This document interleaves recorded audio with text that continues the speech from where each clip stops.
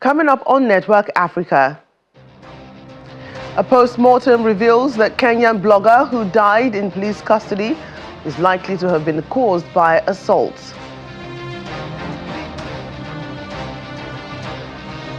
United States Bureau of International Narcotics and Law Enforcement Affairs releases archived notes designating Sierra Leone as a drug transshipment country. Plus, Burkina Faso's President Ibrahim Traoré hits out at Western interference in the Sahel states.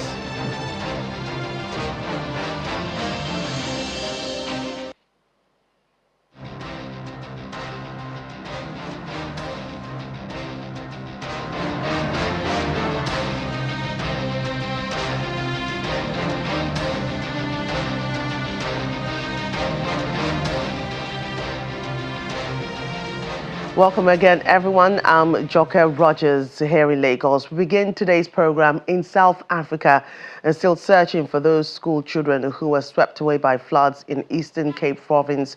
Rescue efforts, which began yesterday, were halted overnight. The children were reportedly on their way to school in the town of Mthatha when their bus was carried away by flood as it was crossing a bridge. Eastern Cape Community Safety Official Jolile Nkata claims a total of 8 bodies, including that of the bus driver, have so far been recovered. Other officials report that 3 students have also been rescued. However, it remains unclear how many pupils were on the bus, which has since been found on the riverbank with no one inside.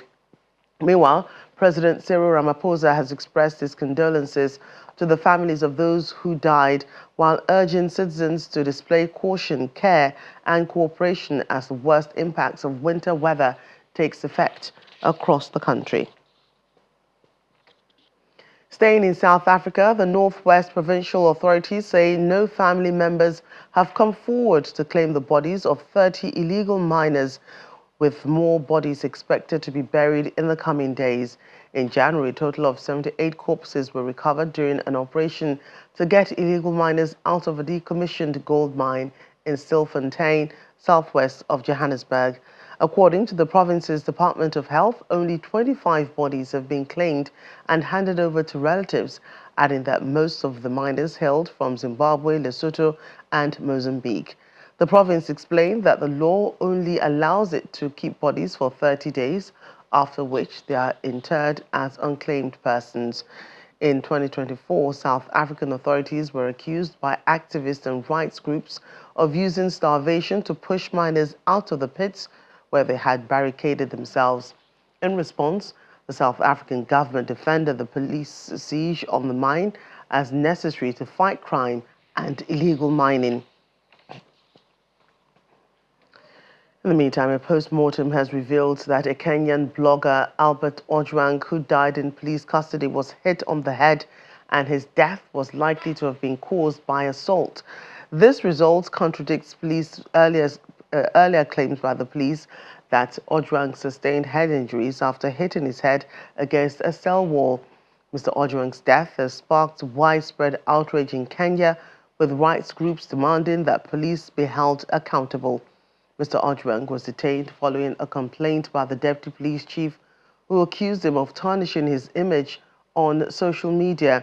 State pathologist Bernard Media says the cause of the death is very clear: head injuries, neck compression, and other injuries spread all over the body, pointing towards assault.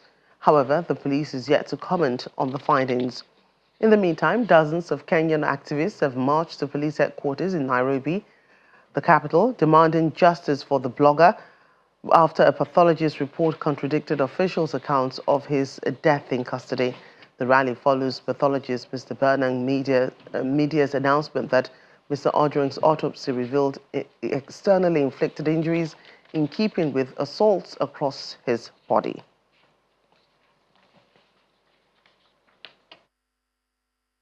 Following the autopsy that we've just done for 5 of us, we want to see our judiciary in action.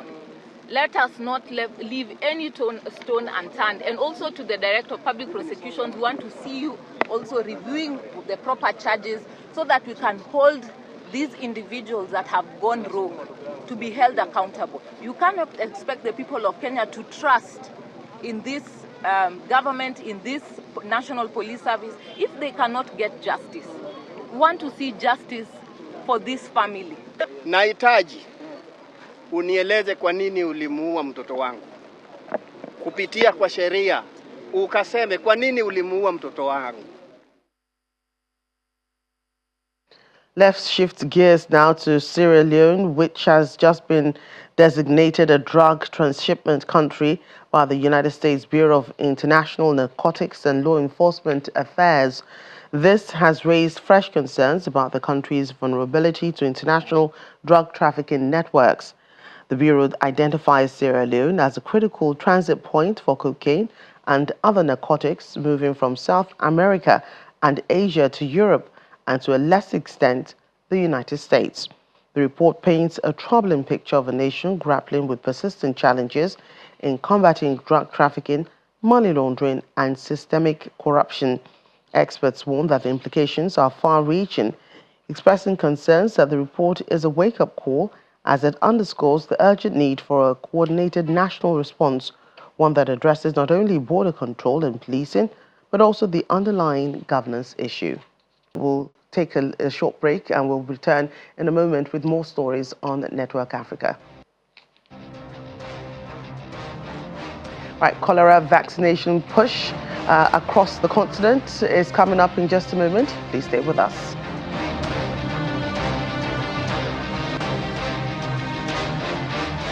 Welcome back. We're in Burkina Faso now, where President Ibrahim Traoré has hit out at Western interference in the Sahel states as representatives gathered for the inaugural performance of the union's anthem in Ouagadougou on Tuesday.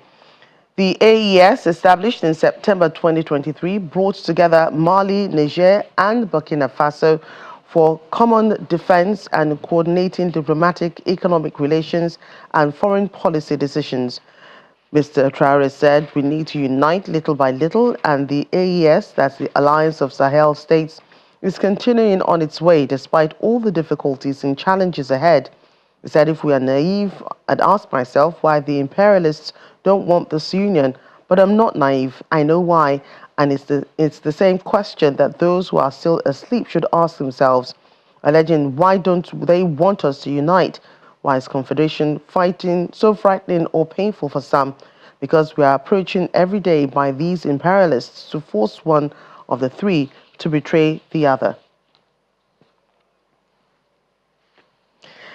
And now to Togo, where President Faure Gnassingbé is facing growing pressure to resign by protesters after he recently made changes to the constitution that could effectively keep him from power indefinitely, or keep him in power indefinitely. Activists condemned the arrest and alleged maltreatment of dozens of people following staged protests late last week in Togo's capital, Lomé, and on social media. The Togolese leader, who has ruled since 2005 after the death of his father, was in May sworn in as president of the Council of Ministers. The powerful role has no official term limits, and he is eligible to be re-elected by Parliament indefinitely. Opposition politicians have denounced the move as a constitutional coup. A look at health now. Sudanese officials in the state of Khartoum have launched its cholera vaccination push, targeting over 2 million people as part of a countrywide effort to tackle the surge in cases amid the ongoing conflict. Doctor and Director of Therapeutic Medicine Department at Khartoum's Ministry of Health explained that Ahmed Al-Bashir, the vaccination is safe and effective with no side effects. It reduces the risk of contracting cholera disease and can even prevent it altogether. When someone is infected after inoculation, the symptoms would be milder. Mr. Bashir urged people to take all doses required while maintaining personal hygiene and disposing of rubbish safely to curb any outbreak. According to Sudan's health ministry, the campaign targets 5 localities in the first instance, continuing until June 19. And here in Nigeria, the Niger Delta Development Commission has kicked off its 2025 Budgeting Conference and Partnership for Sustainable Development Forum, bringing together critical stakeholders and development partners for a participatory budgeting process. The event, which traditionally precedes the Commission's budget presentation to the National Assembly, brings together key stakeholders from across the Niger Delta region. The 2025 NDDC Budgeting Conference is an annual event which usually precedes the presentation of the Commission's new budget to the National Assembly. Representatives from the Niger Delta governments, federal lawmakers, development partners, private sector leaders, traditional rulers and other critical stakeholders of the region are in Port Harcourt, the River State capital, to review the Commission's budget priorities. The strategic goals and objectives set out for the implementation of this budget is centered on delivery of legacy projects and programs through the instrumentality of public-private partnership and other robust engagement with developmental partners within and outside the shores of the Niger Delta. We want to thank the management of NDDC for these very wonderful stakeholder engagements. The whole essence of governance is synergy. There is no competition amongst different critical organs of government. Rather, they complement one another to achieve that which everyone is fighting for, a good life for all the people in the region. NDDC Managing Director and Chief Executive Officer Samuel Ogbuko assures the region's stakeholders that their input will form the basis for the planning of the Commission's budget. The budget is for the people of the Niger Delta. It's not for any individual. Hence, we have to come together to plan our budget. We initiated this PSD, but before we're gathering here today, we had to set up budget committees where we had to ensure that the state government was also involved, the IOCs were also involved to ensure that most of these projects that are going to be in the budget are projects that are being conceived by stakeholders. The proposed 2025 budget is pegged at 1.75 trillion naira, reflecting a reduction of 157 billion naira, about 8% lower than the 2024 allocation. Chairman of the NDDC Governing Board, Chiedu Ebie, reiterates its commitment to transparency and inclusivity in the budgeting process. One key area for us has also been the partnerships and ensuring that the right governance structure has been put in place. We worked very closely with KPMG, which is one of the most recognized consulting brands in the world today. And what have we done? We've been able to establish the governance structure for NDDC. So it means that starting from the top, from the very top, from the 7 governing board, through management, senior executive management, and all the way down, we have the right governance structure in place.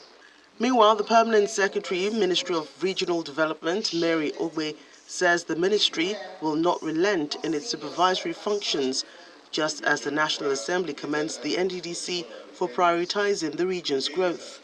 As members of a Regional Development Commission, you do not merely oversee budgets, you shape destinies. If you were not seeing yourself as such before now, I plead with you to begin to see yourselves as the custodians of your region's growth, guardians of its resources, and the architects of its future. It is important to note that both the federal government, led by His Excellency President Bola Tinubu, and the leadership of the 10th Assembly, chaired by His Excellency Senator Godwill Ogorakwabi, remain firmly committed to this mission.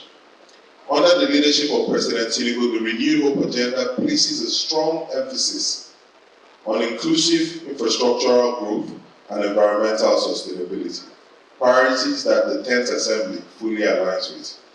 We are committed to ensuring that the 2025 budget reflects the needs and aspirations of the region. The conference then breaks into syndicate groups with representatives from the 9 states of the region taking time to appraise the provisions in the draft budget, after which a copy is presented to the NDDC Managing Director. Elsewhere, life remains grim for the residents of the United Nations Protection of Civilians site in Malakal, as well as communities across the Upper Nile region as political tensions escalate and military confrontations take place in remote areas, including aerial bombardments.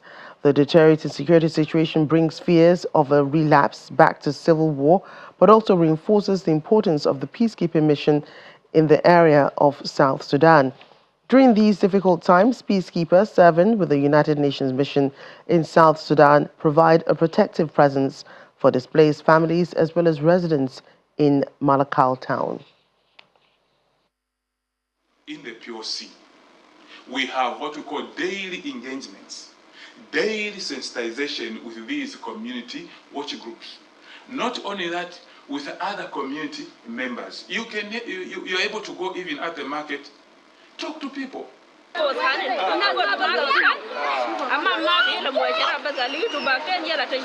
The other way that we do is by having what we call co-location.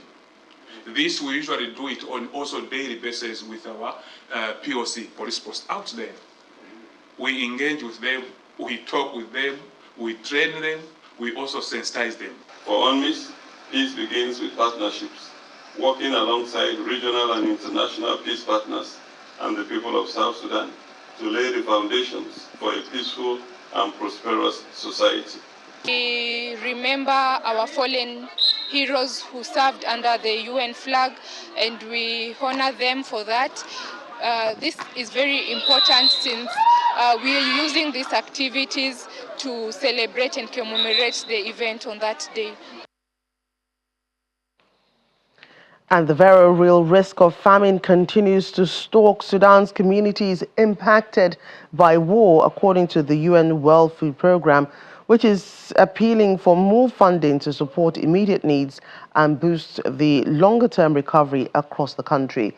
In an update from Port Sudan, Bukera reported that a mission to Khartoum had found many neighboring neighborhoods abandoned, heavily damaged, and akin to a ghost city. Pressure on overstretched resources will only intensify, and as conflict still rages between the Sudanese armed forces and the paramilitary rapid support forces, sparked by a breakdown in the transition to civilian rule in 2023, the veteran aid worker also explained that communities on the front lines were at breaking point and unable to support displaced families any longer. Past 6 months, WFP scaled up assistance, and we are now reaching nearly 1 million Sudanese in Khartoum with food and nutrition support. This momentum must continue. Several areas in the south are at risk of famine. In parts of the city, life is returning, but many neighborhoods remain abandoned, such as a ghost city. Sudanese communities have been on the front lines, hosting the displaced, but they are now at a breaking point. With returns expected to heavily damaged areas like Khartoum, pressure on overstretched resources will intensify. Funding shortfalls are already disrupting some of the assistance we are providing in Khartoum, Blue Nile, Al Jazeera, and Sennar states. Our rations and the oil and the pulses in the food basket had to be removed due to lack of resources. In Khartoum, life-saving nutritional supplements for young children and pregnant and nursing mothers are out of reach, not because of access constraints, but due at the moment to a lack of resources.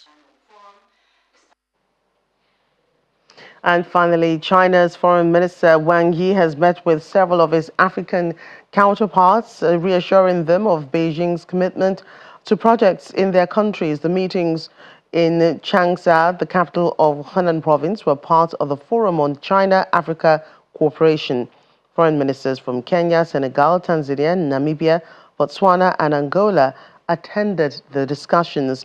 Mr. Wang said the ministerial meeting would enhance Beijing's solidarity with countries in the global south.